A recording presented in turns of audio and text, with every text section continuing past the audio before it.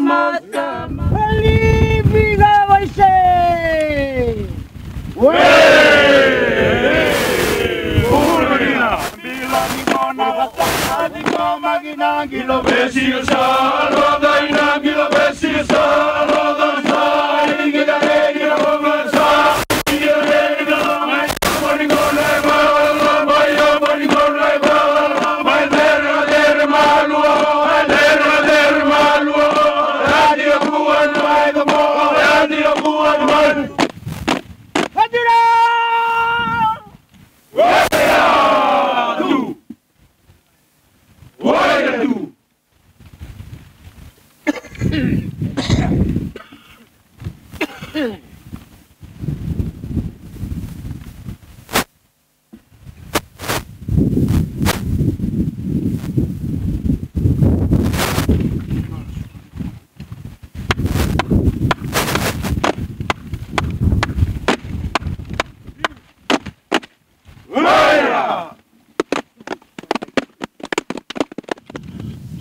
Momori na lengua mutambu I dauri tambua momona tumbua naga mas tambu ni bonua do tito naga no ni bonua na singapina ni kua ano na momona taltalanga ni taltalanga sini waso sombua sano muninga na itokani taltalani Itu banduai buruntu na baita bitoko na singanikua na lengo banduai na korlebu na momo na rotu imbua suni bola bola ni sana umbua na bailes ni matentu na lendu yasana bang momo na kau ni tambua. Ladies and gentlemen, esteemed guests, most importantly, the vibrant and dynamic youth of Fiji and Boa. Musa dola bina, ausa ba bina taksar balik una vesureti me mai pulang isati ko na nonda rara tambuni sana baturang Boa na ulu matua. Na sabale bunda bengarabi ba bandua samai ba dori rawati ko na matakani kuwa kau tali subeu na ba nanu nangau nandola bisatu kina na bose ba turanga era taro sati ko nangasle bune nandolo tu esle bitikeru-tuma na daba sarmanda na inaki ni bose ba turanga e ba senga na kena inaki senga dia ngamenta kau tali sumai awang bauta nakanda saraba na matakani kuwa e baka inaki baka binakakina nakena baka lisumay na bose baka turang nanonda baka turanga nanonda baka turang ataki nanonda baka ritaka nanonda itobo nanonda baka kawai taki kaya basika na ray-ray na matakani day-day mami matalau ke mami gorong-goro ke mami baka binabinaka ke mami kede ke mami adumay na matakani kuwa ni barai tako da kau ni tambua ndo na rai ka bale tiku kina weekenda na kai sasanga takatigo na nonda matan tu na no mudi matan tu do bata ni santi kitaka me bale sume na be kambimbi ya bale tikenda na kakoke o ba bina tu kina na matanga ni kuwa e la ko e mai la mai saraba na singa ni kuwa ya tigo buta ke saramai na bang sauti mami ati ko boli mai kina na no mundo bonua mai na deba ni no da bonua viti na sana ba tura o kandabo ka ulutanga ni non rati ko boli na tambangone madondu mai kandabo mungai na numi kandabo rabana numi na tambangone ki kandabo merana numi na non bonua merana numa na nonda sana merana numa biti na madawa sauti ke mamiti ko buli na lo mania sana ba turang ba kena ulutanga mula mai du mai tudhiru na sate mata na nonda bana numi na kau tamata bo gemba Meron na numa na non lako era sa liu o tina lakungo. Bale tanon dalongo enda sa muri weni aba wala nga. Mami ba pinaka ni nanuma na puno za kauni tambua kaya na kena tambangoni. So bo. De la wala kun dana ngai nui dana. Dana la wala kun dana ngai hule zapa na non dai tobo. De la wala kun dana ngai nui dana sen dana ngai hule zapa. Na ve kambimbi embalit kenda. Sara bo sa tina turanga na tal. Nda tiko nandona ngauna tarai kenda tiukina na kau na rebu ni mana liba. Sapa andi tak kenda na boso ni kalu. Ena mataka ni kuwa. Au na kreatu na bebo soti na be duru magisati na nungu bosa na mataka ni kuwa. Bebo kani ratu talanga na boli tukutuku. I bring you greetings from the Honorable Prime Minister and member of your coalition government. It is with great pleasure and excitement that I stand before you today to officiate at his International Youth Day in Bua. This day is observed annually on 12th August, serves as a global recognition of the immense contributions and potential of our youth. I am sure that the province is full of excitement about the recent schedule of events after celebrating the World Indigenous Day last Friday, the 10th of August. It is a day that not only acknowledges the unique challenges faced by young individuals, but also highlights their pivotal role as key partners in driving positive change across the world. This year, our theme for International Youth Day is Youth Digital Pathways for Sustainable Development. This theme highlights the critical connection between digitalization and accelerating the progress of the Sustainable Development Goals, emphasizing the indispensable contributions of young people in this transformative process. And the Babi Nabina Tatiko, na tuba ni kena mai marau tagitiko na eda kauni tambua, e rua na singa bimbi, kanda ubaga na numi buru taudoko. Na singa ni tau kei ni panua, kwa ga marau tagi na singa baga raumbuga saoti, ke na singa ni tambangone, e buru kwa ganda baga na numatiko na singa ni kua. Na ulutanga ni singa ni kua, ke muni na turagan marama, e baga kotongo, na itambangone, na ngauni sala, mona liba ni beba katora dagataki. Youth Digital Pathways for Sustainable Development. Na ulutanga ni ambakiongo, e tukuna na mbimbi, e toko na mbimbi, ni nonra uvese mati, gabewe kani, na toso baka totolo, ni bura, ni mona liba, ke na zaka ni beba katora dagataki.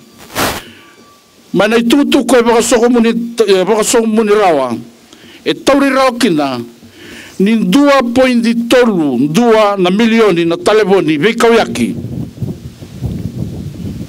Era saba yang atagiti ko na nonda bono ni baka bauta sisang. Ni mai daba na ronon dolu rusol tolu.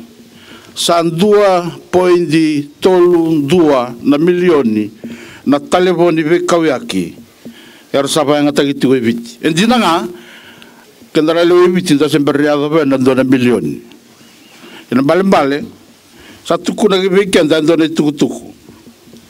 Natai so weekend ngo saya ruat ko na telefoni so saya tolu zagarmbek. Karao ka talengai ke oira ratiko na ruku ni tonga ni tiko ndrabundrabua ena non da bonua. Ya na bonua sa kauti kenda tiko kina na burubura ni mona liba ni singani kuwa. Despite the challenges, such as digital divide, our youth are often hailed as digital natives, leading the charge in adopting and innovating with new technologies. They represent the largest demographic of users and developers, shaping digital trends on a global scale. Mana taunda kuni mbole and a vura ni mona liba in the satiko kina. Oni vaka tokai na itambangone, kemuni na itambangone. Me tauke ni mona liba. Tana numa vura moni sa kadivi na itambangone o ni tiwara na singani kuwa o kemuni ngo na itauke ni mona liba. Digital natives. E kena imbale wala nga ni lebu be kemuni na itambangone ni kuwa. Oni asudu ndonu makasaratunga na vei sau na buku ni mona liba kapaka tokai moni taukei ni ngaunongo oni taukei ni vei sau e avoti na burubura na singa dikua.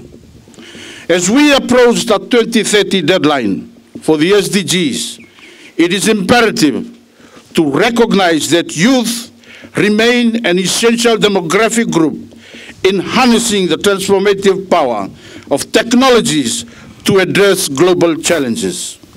It is estimated that digital technologies and data play a significant role in achieving at least 70% of the 169 SDG targets, with 232 measurable indicators bringing about a profound impact across economic, social, and environmental dimensions.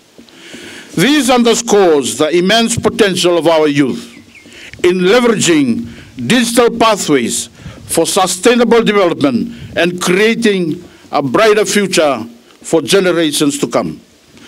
Etiko iruna ya bukaukaua ni nomuni na rawa ni baga ya vokati ko na itambangoni. Kalibu na ngauna ni sanga tiko me kautamai na baga torre da kataki. Kandu saranga vira uboso tiko kina na matangani kuwa. Na mona liba. Awa tuku na medake o kemuningo na itauki ni mona liba. Enda na rao ni bagan zina taka. Elebu be kemuni na nomuni kila na mona liba sa totolo sar. Mai vira na itambangase randambetiko na singani kuwa. Esa vole gani kakadanga enda via da kaba ni kuwa. Esa tiko kadanga na mona liba. Ni sabia beiboli o beiboli na mona liba. Au saba ungeti kemuni. Itambangone eviti ni kuwa. Moni vaya ngatakandonu na nomuni kila. Vaga mona liba. Me kautamai na nonda tigo vinaka ke na tigo sautu. E rui kandi na nirarawa. Ninda se vaya ngatakatigunga. E viti na mona liba menda vagalele wakina vei mbasura kikina vei vagazazani kina vei vagarere kina kaso emba umbuta ko talenga kina bale tala biboli sa vakana mona liba ero sambo bo sa vagazaza taki kapole wai no nonda timini viti mai vei reso ero sisanga mandanga ni mbaungito ana kaukau ni mona liba. On the same note, the ministry is ready for hosting the South Pacific Youth Senior Officers Meeting, which will convene tomorrow in Nandi. I would like to wish the Permanent Secretary of Youth and Sports, Mr. Meli Naduba, and all the best as he chairs the meeting for the South Pacific Senior Officials in Nandi. The ministry, along with the SPC and development partners, is working towards the development of the Pacific's Youth Development Framework for the next 10 years. This framework aims to combat practical issues, mobilize resources, and develop governance mechanisms to improve youth livelihoods.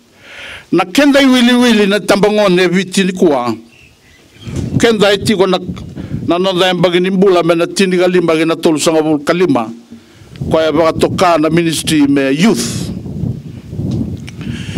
e rautati ko ni tolu sanga karua na pasende ni kenda wili tau dhoko na leo ni bono eviti ya nandua tale na yalo lebu e via vitu sanga na pasende ni kenda wili tau dhoko na leo eviti e tiko na nonda mbagini mbula mena ba sanga kawa kusombo O koiongo na karua ni yabu kaukau a tukuna tiko. Kalebu na ngau na resanga ni kila karba nga takadala na itambangone. Ke muni na itambangone ni dakau ni tambua. Tambangone ke dau matalebu. Tambangone ke lalanga besi ko ni tiwara na singa ni kwa. Ni alo binaka ni ba nga takaba binaka na no muni dondonu. Ni ba nga takaba binaka na kaukau lebu ka tube ke muni. E na buku ni kendai wili. Ele buti ko na ka ndambe tagi tiko kina na itambangone ni kwa. Ninda beba sage na bu ni wainga ni beba matin taki kendanga na itambangone. Na nonda ba sangai na marama na lewa kir na ngone lalai. O kenda tiunga na itambangone. Na mbasula wa viti ni kwa. O kenda tiunga na itambangone. Au sambole kimuni na itambangone. Nonda tu banua. Iba nda tu batani kwa. Da vainga taka na kenda wili ninda lewu. Enda roni bakavuna na visau ni kuwa. Ke baka enda viambulia endo na vitibou. Ia o kenda ni tambangone. Ninda lewu ndondua. Menda zakava na visau. E muni na wakangu. Na visau metege bube yau. Na visau metege bube iko. Aumbole iko na singa ni kuwa. Darwa amuna na visau. Meado na visau na nunda banua. E senga. Enda na bakabubu wa ibolinga na itambangone. Kalebu na kainda na beita kina. Baleta ni da vai nga takadala tiko. Na ndondonu ka soli bekenda. Enda vai nga takadala tiko. Na kaukawa. Kwaya. Era satu kuna na buku ni kwa. O kemuni na itaukei. Ni mona liba. As we gather here today to celebrate the International Youth Day, let us reaffirm our commitment to empowering and supporting our youth in their journey towards a more sustainable and inclusive future. Let us harness the power of digital technologies to drive positive change, foster innovation, and create opportunities for all. Together, we can build a world where our youth can thrive and fulfill their aspirations. And another to Ndeleni Vanua. Nanda bakandreti tunga na tambanga ngone nonda to banua. Na isau bo ni dele ni awu. Ralo binaka. Me azo na visau na nonda to banua. Me kimami visau na tambangone. Once again, happy International Youth Day. Thank you, and let the celebrations begin.